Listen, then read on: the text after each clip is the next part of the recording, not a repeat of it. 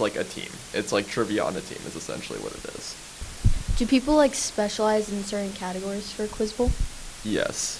When you have a team, the most optimal way to do it is to have everyone kind of like have a broad area of knowledge.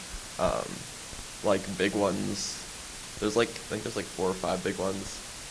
History and geography is one of them. Literature, science, math, the arts, and then there's a few like offshoots of like other miscellaneous stuff. And do you have a specialty? I've always been really good at history and geography. That's the one that I kind of just came in with, but I also am really good at literature. So what are Quiz Bowl competitions like? There are all-day events. They're really stressful. There's usually about somewhere between about 20 and 40 questions in a round, and there's 15 minutes, and you're just trying to answer as many as you can for your team, and there's point values.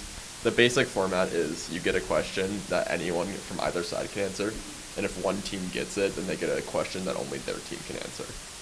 And that's how the round goes on. So when is like Quiz Bowl season? There's not really a season, it's all year. There's kind of 2 aspects of Quiz Bowl. There's local Quiz Bowl, which is kind of, it's what we spend like about 70% of the year doing, which is just like local tournaments. Like Wednesday we have one in Seward. It's just history and geography. But then in November we have something called NAQT, and it's like it's kind of the national standardization of Quiz Bowl. So it stands for National Academic Quiz Tournaments, and it's the national organization for Quiz Bowl, and it allows us to go from local to, like, last year we went to nationals, and we qualified at a tournament in UNL, and we had that in November again. So what are Quiz Bowl practices like?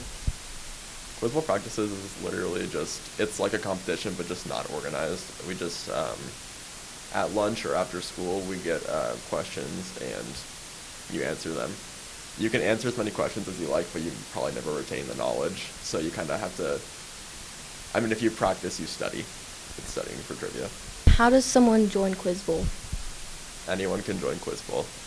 It's a club that's really, I'd say it's one of the more welcoming clubs. I know that when I came in, I actually didn't know it existed for a while. And then someone was like, hey, why don't you come sit with us at lunch? And I was like, okay. And it just kind of was there. And everyone was really nice. And we do it at lunch. We do it after school.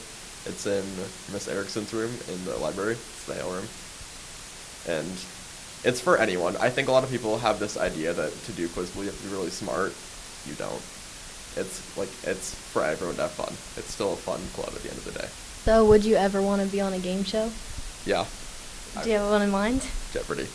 I know they run Teen Jeopardy, and actually, for probably the last 3 years, I've always been trying to figure out, like since COVID started, how you could get on.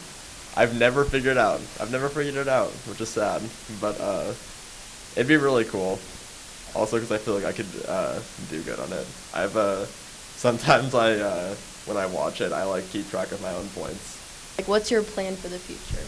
I think biochemistry is probably what I want to go to college for, and I don't really know what college I'll go to. If I stayed in state, I'd probably go to UNL. They have a Quiz Bowl team there, so. How will Quiz Bowl help you in the future? It probably won't. I'm not gonna lie. It's kind of the whole point of Quiz Bowl is it's useless information. It's just the whole point of trivia is I feel like it's just fun to know it. I think the one thing you could say is maybe cultured. I think I know more about the world because of it. I think I'll watch the news and I understand what's happening better because of it, because I research, I know a lot about history. I know a lot about the inner workings of literature and arts into history, and the world kind of makes more sense. So I think if there was one application, that'd be it.